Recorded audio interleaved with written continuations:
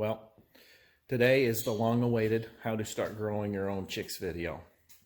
I'm here in my gym slash eBay storage area slash junkie garage. And I'll come on over here to the old chick situation. Now they might be chirpy, so sorry if they're making a lot of noise. But I don't like to sugarcoat things. Or, try to fix things up before I do a video, because that's not real life, and you people want to see real life, I suppose. So, these are the chicks. Let me find a place to sit down. Well, let me see if I need this thing first. My gigantic trash pile. I'm trying to find the... There we go. All right, let's sit down and have a chatty poo here. For most of this, you're not going to have to look at my face, so that's probably good for most of you. All right, so just a little background. It is 2022, and that makes 11 years since I've been raising chickens. And just a little story. I didn't think I could do it. My wife and I thought, it's too hard. There's no way we can do it. We're too stupid. We were, just left California. By that time, about 4 years. We moved to Utah. The most we'd done is garden and gone to like a rodeo, and that's the extent of our country living. And so, I think it was like most things, we just kind of thought we sucked, and then I said, you know what, let's just try it. We started our chicks in the basement. Turns out that's a bad idea because they put off a lot of dust, but we can get into that in a minute. So anyway, I've been doing it for 11 years, and just recently we've been able to start hatching our own chicks. Of course, most of these are from the farm store, but if you watched one of my previous videos, I show the chicks that we didn't hatch. I didn't do anything. I just let the hen sit on the fertilized eggs from the rooster, and nature did the rest.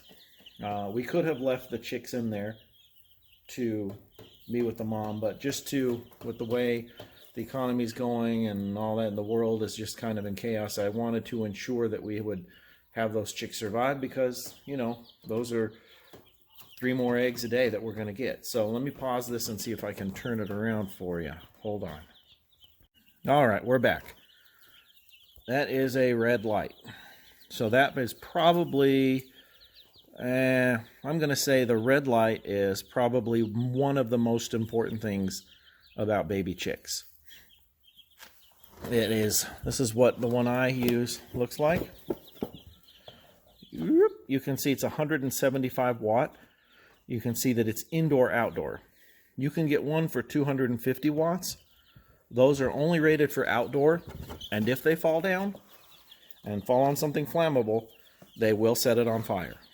When I was a fireman back in the old days, we went on fires that were barn fires, chicken coop fires, where people had not secured it and it fell. That is why that situation exists. The metal wire that's ridiculously attached. Now, that's only a 175 watts, so it won't do that, but I'm still paranoid because I don't want my garage to burn down, my barn, my shop, whatever you call this thing. It's an outbuilding. Excuse me. So the most important thing is the heat lamp. For those of you who don't know what a heat lamp is, it's kind of like in the old days when you would go buy your fast food and they had it all sitting under the lamp. It just keeps them warm. If you do not keep your chicks warm or they get cold, they will die quickly.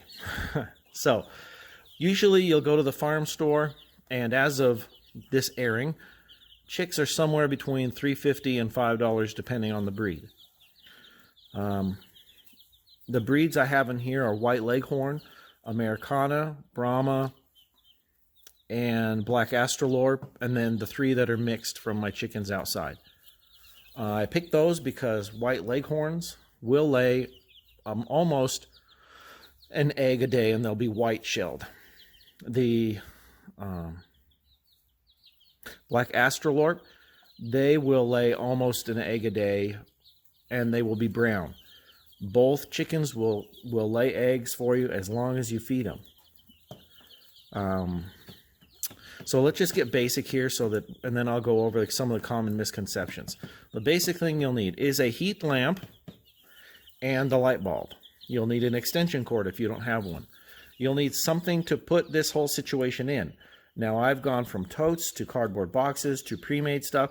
The best thing I found is one of these plastic kiddie pools. You can get there, your big box store for like 10 or 15 bucks. You can reuse it every year, just rinse it out. And then if you need to, because these chicks will jump, is put a little chicken wire. This chicken wire cost, I think it was $14 for a 20-foot roll, so that's plenty. You'll need a feeder, that's what that thing is in the center, and you'll need a waterer. It comes in 2 parts. The feeder, you'll need baby chick starter or chick starter food. You can't give them layer or anything like that. I guess you could, depending on who you ask, but the right way to do it is to just give them chick starter. To me, it doesn't matter if it's medicated. To me, it doesn't matter if the birds are vaccinated. I don't know if they are or not. Some people will say you have to. No, you don't. Some people will say you have to put an electrolyte powder in the water. No, you don't. Some people will say you have to have medicated chick food. No, you don't. Those are all things to make things better.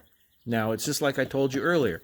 These chicks, at least the 3 that are born here on the homestead, could have stayed with the mom, and the mom didn't vaccinate them. The mom didn't give them medicated feed. The mom didn't give them electrolyte supplementation. If you watch that video, the mom was just walking around and they were following her, and she would peck at what she told them to eat. That's it. So this whole thing about how it has to be this and this and this, nah. If you want to, you can though, but that's extra cost. So the things you do need absolutely are a place to put them that they can't escape, because if they escape, they'll get cold. You'll need a heat lamp, the bulb. You'll need some sort of wood chip situation. They come in this giant bale. That was from last year's chicks and this year. So one is, I don't know, less than 20 bucks, but it lasts a very long time. Everything else here is reusable. So the most expensive thing you're going to end up buying is probably the feed or the chicks themselves. All right, so that's the basic stuff that you'll need to start your own flock. Now, the first question is, how long do they have to stay in? This is called the brooder. B-R-O-O-D-E-R, the brooder. They stay in here until they feather out. And if you look at some of the chickens, some of them still look like fluffy little chicks like you see on TV. But see that white one right there? Wow, that is hard. How it has kind of those weirder feathers on the side. It's starting to feather out, but they're nowhere near time to go out. They'll be ready to go out by the time they're about the size of a little less than a pigeon. Some earlier, some later. Of course, it depends on where you live and how cold it is. If you live in a northern climate and it stays cold, you're going to need to put them under the heat lamp. So that's how long. It's somewhere like 6 weeks or so. After that, if you want to do it the book way, you will switch them to grower feed. So you'll go from chick starter to chick grower, and you'll feed them that until they reach full size or laying age. I did that with my first flock, and I didn't think it really made a difference. So as soon as these are big enough to go out to the main flock, they'll just start eating layer. Some people say it ages them, whatever, it's fine. So about 6 to 8 weeks, they'll go out with the main flock, weather depending, and yeah, so that's that. Now, one thing I want to touch on about the heat lamp. How do you know where to put it? When you first get your chicks, you will put them in the brooder and you will put their heat lamp down. If the chickens avoid the heat lamp, that means it's too close to them and you need to pull it up a little. Okay? Now, if it's too high, they will all be bundled underneath it, tightly squeezing and freezing. You'll know. They'll look cold. Bring it down a little and they'll chill out and they'll be better. So basically, if they're running away from the heat lamp, that means you've got it too close. So if I come in tonight and they're all sleeping around the perimeter here, that means it's time to raise it a little bit. Make sense, everyone? Good. So let's see here. We got the brooder, we got the heat lamp, we got the varieties. Oh, yes. Now, as far as having a flock, how do you get them to lay eggs? Oh, one of the most common questions I got on my YouTube channel is, do you need a rooster for them to lay eggs? And if there's any women watching here, I will ask you, Do you need a man to have your monthly cycle? Or does it just happen on its own? It just happens on its own, right? Chickens are the same thing. Women go through their monthly cycle every month, and they dispense an egg. And if that egg is not fertilized, then, the wonderful time of becoming a woman happens, and that whole good stuff. A chicken does the same thing, except daily. It will release an egg every day. If that egg isn't fertilized by the rooster, then it just goes on your chicken coop and you collect it and take it in the house. So no, you do not need a rooster for your chickens to do what female animals do, and that's lay eggs or have eggs. Just like an adult human, chickens, hens, they are born with all the eggs they're going to have in their whole entire life, just like a woman is. When a woman is born, she has all the eggs that she's ever going to dispense in her whole life. You can come in, Rose. The daughter's over here. She wants to watch. Close the door. So just like a hen will have that. In fact, if you ever have to, for whatever reason, kill one of your hens for food, or maybe an animal gets to it. Is it time to go? Okay. That's Rosie, everybody. She's waiting to go to her Taekwondo class. But anyway, if you ever clean a hen, if dog gets into the chicken and kills it or something, anyway, if you cut it open, you'll be able to see the undeveloped eggs. They look like tiny little, if you have ever gone fishing, like those little salmon egg things that you go fishing with, except they won't be red. They'll be like a yellowish color, or pale yellow, and there'll be a bunch of them. And sometimes they're smaller than that.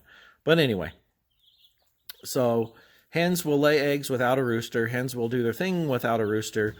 The only thing, if you watch my rooster video, that you'll need a rooster for is if you want more chicks. Just like if you want to have a baby, you have to get a dude involved, right? Right. Or I guess you could go to a doctor, but whatever. You get my point.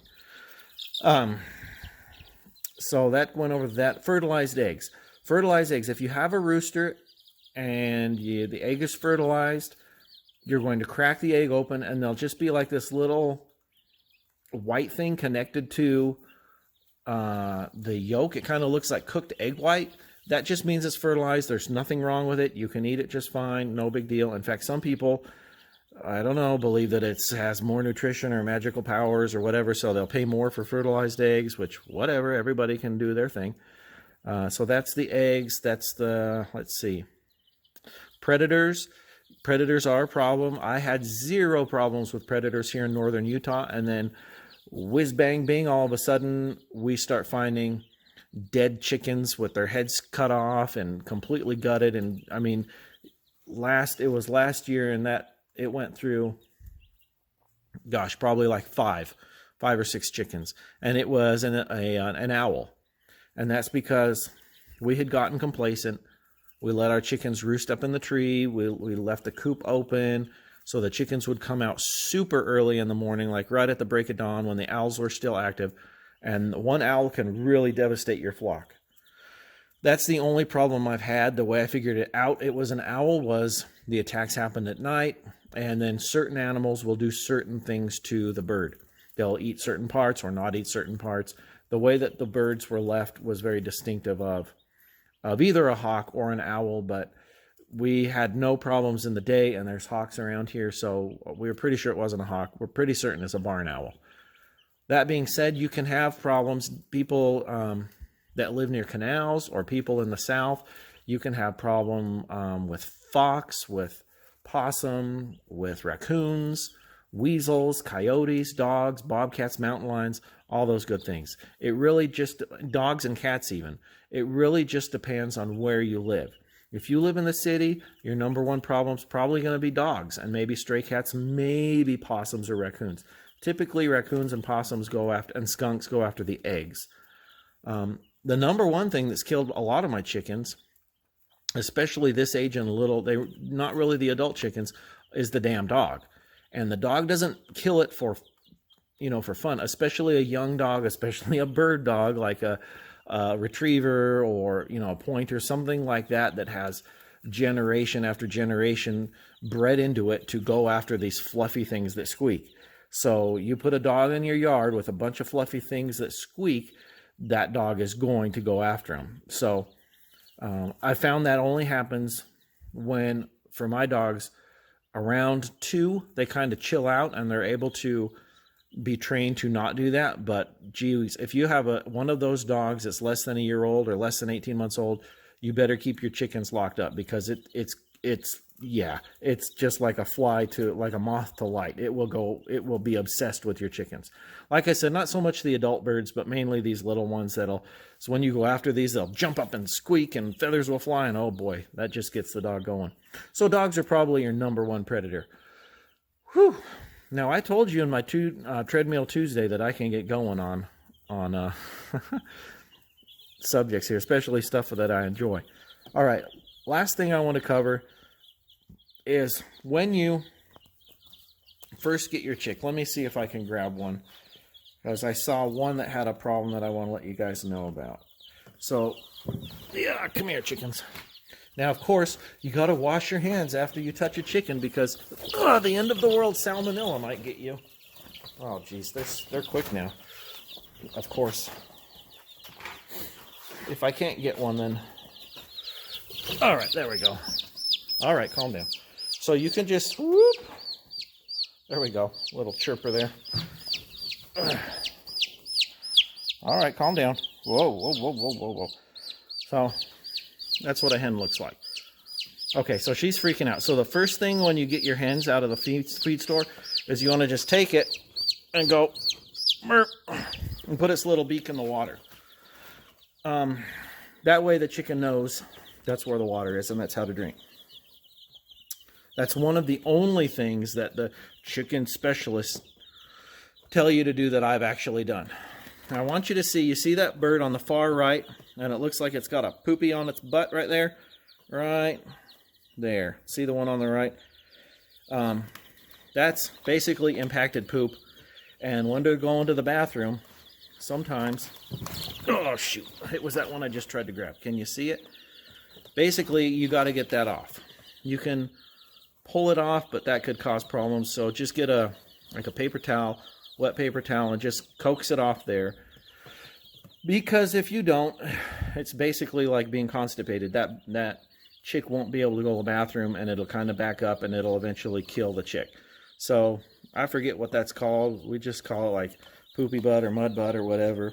But you just take that off, and they'll be okay. You don't have to do that for adult birds, but just these little chicks who are just, I mean, they're basically newborns, so you have to baby them. You'll know it when you see it. And if I could get closer or pick that chicken up, I'd show you. But it's basically just a little dried nugget there. So other than that, that's dang easy. Adjust the light as needed. Keep them fed. Keep their water will look like that. Oh, that's one other thing. Let me show you here. Whoops, my phone is connected. See that water's kind of gunky? It needs to be changed. The water is on top of 2 5-pound weights, 5-pound weights from my weight set over there. If you just lay this water right on that wood chip, in about 3 minutes, the watering area will be full of that wood chip and disgusting. So you can either get the hanging kind of water and hang it from the ceiling, or you can just elevate it. But I promise you, your life will be so much easier if you elevate the water in some way, because it's a disgusting disaster, and you'll constantly be changing the water, like multiple times a day. This one right here, I have to change it every other day. So that was going to make your life, it's going to be beautiful. Anyway, so that's it. Let me know if there's anything I can do or help you with. I answer most of my comments, mostly because I get hardly any, so it's not hard. But if you want to subscribe and leave a comment, like and share and all that good stuff, then go ahead and do that. What's so funny? Why are you laughing at Daddy? Yeah, she's a goofball. Do you like having chicks? Why do you like chicks? Because they're fluffy and cute. Yeah, they're fluffy and cute. That's right. And they give you eggs. And they give you eggs, right. So that's the chicks. Anyway, thanks for watching.